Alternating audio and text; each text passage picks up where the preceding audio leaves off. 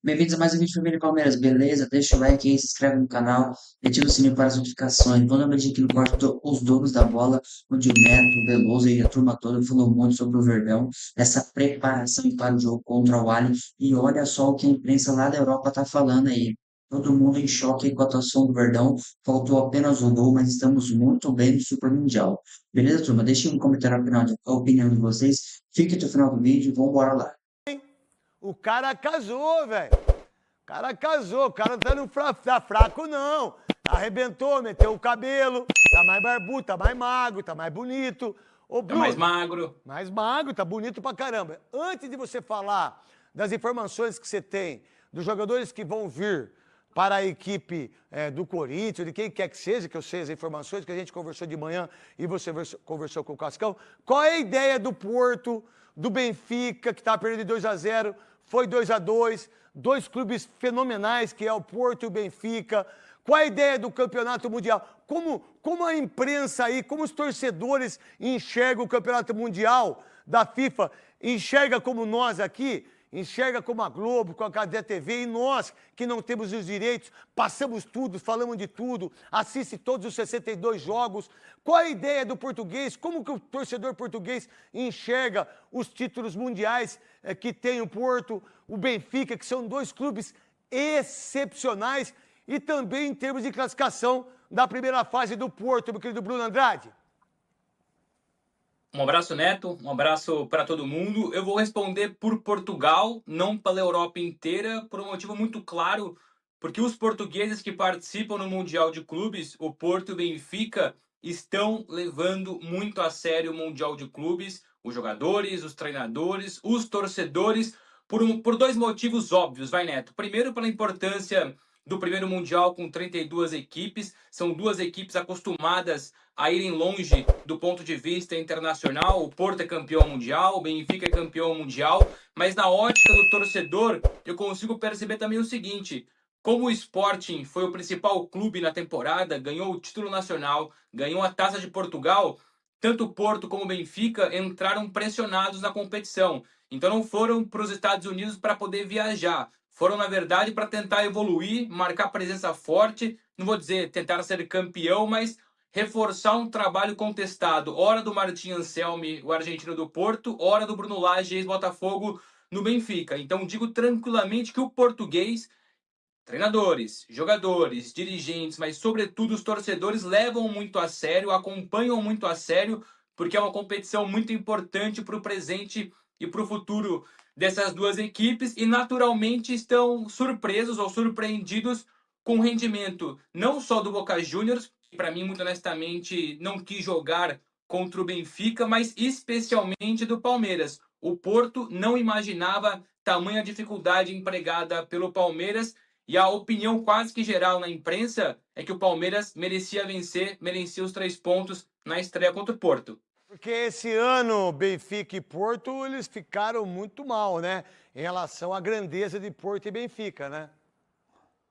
Sem dúvida, o Sporting, que é um clube que ficou muitos anos sem ganhar nada, consegue depois de 50 anos o bicampeonato nacional, vende bem, contrata bem, dentro de campo tem funcionado. O Benfica é aquele que mais investe e não tem correspondido. O Porto vive um momento de transição, desde a diretoria até o dentro de campo. Trocou o presidente, trocou de treinador, trocou, enfim, vários jogadores, então é um período de transição. E de fato foi uma temporada decepcionante. O Benfica perdeu a Liga, ficou em segundo lugar. No último jogo do campeonato, no caso da temporada em Portugal, perdeu a Taça de Portugal, que é o equivalente à Copa do Brasil para a gente, contra o Sporting também. Ou seja, deixou escapar os dois principais títulos internos para o principal rival, o Sporting. E o Porto, por muito pouco, não ficou no quarto lugar. Salvou a temporada ali, ficando na terceira colocação e, consequentemente, conseguindo a classificação para a Liga Europa. Ou seja, por muito pouco, o Porto, que foi eliminado de praticamente tudo, só ganhou a Supertaça no começo do ano,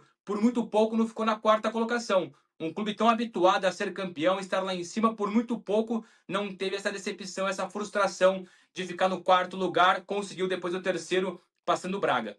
Arrebentando a boca do balão, arrebentando tudo. O maridão hoje lá com o André Lofredo e com a Mariana, hoje lá no Sport News, que começa às 8h30 e vai até às 10, que eu assisto no Sport TV todo dia. Aonde você tá, Gabi? Você tá aonde agora?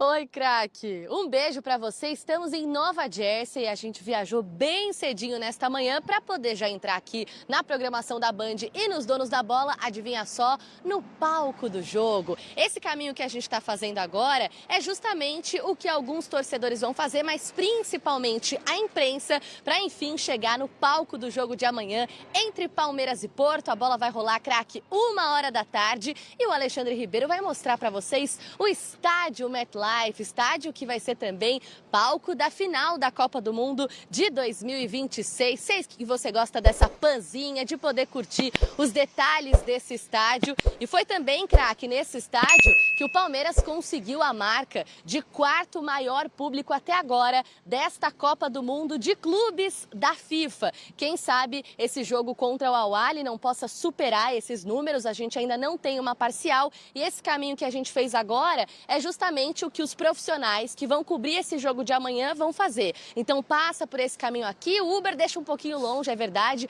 é só fazer uma caminhadinha e lá ao fundo, depois do lado esquerdo dessa tenda branca, os jornalistas conseguem entrar por ali, tem uma revista, um raio-x, todo mundo com a credencial. A gente não pode entrar no estádio ainda porque está muito cedo e os jogadores do Palmeiras, além do técnico Abel Ferreira, estarão aqui daqui a pouco para poder fazer, craque Neto, entrevistas que são obrigatórias e oficiais, organizadas pela FIFA e nós estaremos aqui. Vamos lá, o Gabi, você com o cabeça aí, qual é a programação do treinamento de amanhã, de segunda-feira, que o jogo é às 10 horas da noite, aonde vai ser, contra o time do Messi, hoje com o Al-Ahly do Egito, que é um time massa. Cuidado com o pastor alemão atrás de você aí. Deu uma olhada pra ela. Pois é, misericórdia, craque. Aliás, deixa eu trazer uma curiosidade para vocês. Lá em Greensboro, eles têm um sotaque de inglês que é bem impressionante, assim, porque é curioso, né? A gente fala dog, né? Dog, cachorro, a gente dá uma adaptada na palavra em inglês. E aí, eu fui entrar no credenciamento lá em Greensboro e a mulher olhou para mim e falou, tipo, cuidado, a dog. Aí eu... Que, minha senhora? A dog, a dog. Eu não sei o que é isso. Era o dog que ela estava se referindo, então tô longe do cachorro para ficar em segurança por aqui. Panorama geral para vocês. Nesta manhã, das 10 ao meio-dia, o Palmeiras fez um treinamento ainda na Carolina do Norte. O elenco viaja agora e vai chegar aqui no estádio, aliás, em Nova Jersey, por volta das 4 horas da tarde, tudo isso no horário local.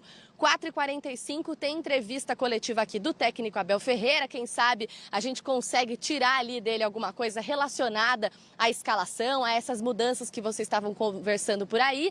3 atletas também vão passar na zona mista, a gente também ainda não sabe quais são eles e também vamos tirar dúvidas com esses jogadores. O Palmeiras volta para o estádio, é claro, para o jogo que vai acontecer 1h da tarde no horário do Brasil, meio-dia aqui nos Estados Unidos, e é importante reforçar isso porque hoje o clima está abafado. Amanhã o sol já abre ainda mais, não vai estar esse clima nublado, possivelmente a gente vai ter sol por aqui, 32 graus, para os jogadores entrarem em campo tendo de lidar com as condições climáticas e físicas também. Depois, craque, segue a programação, o Palmeiras fica nesse vai e volta para Greensboro, que é a sua sede nesta Copa do Mundo de Clubes, dá sequência aos treinos e no dia 23 tem o jogo contra o Inter Miami do Messi, que não vai acontecer aqui no MetLife, vai acontecer no Hard Rock Stadium, craque. Isso é o vídeo de hoje, família Palmeiras. Vocês verem as últimas informações do Verdão, todo esse trajeto aí que o Verdão vai percorrer aí para enfrentar o Al-Ahly nesta quinta-feira. Também o Neto aí falando sobre a expectativa para esse jogo, a imprensa europeia, o jogo contra o Porto aí, impressionou a todos, onde o Palmeiras foi superior, faltou apenas aquele golzinho para sair com os 3 pontos, mas a gente está vivo no grupo. E é muito importante esse grupo a gente passar em primeiro aí, para tentar se livrar na próxima fase do PSG. Que é o PSG, o Atlético de Madrid, o Botafogo, enfim, a gente vai tentar pegar o segundo colocado aí, a gente sabe que é difícil jogar contra os europeus, mas vamos com força máxima aí, amanhã, a partir das 1h da tarde, horário de Brasília, bola a bola aí, Verdão e Al-Ahly, o Palmeiras já enfrentou o Al-Ahly nos últimos anos aí, no Mundial de Clubes, e é um adversário extremamente acessível que dá pra gente ganhar esses 3 pontos. Beleza, turma? Deixa aí no comentário a opinião de vocês, deixa o like e até o próximo vídeo.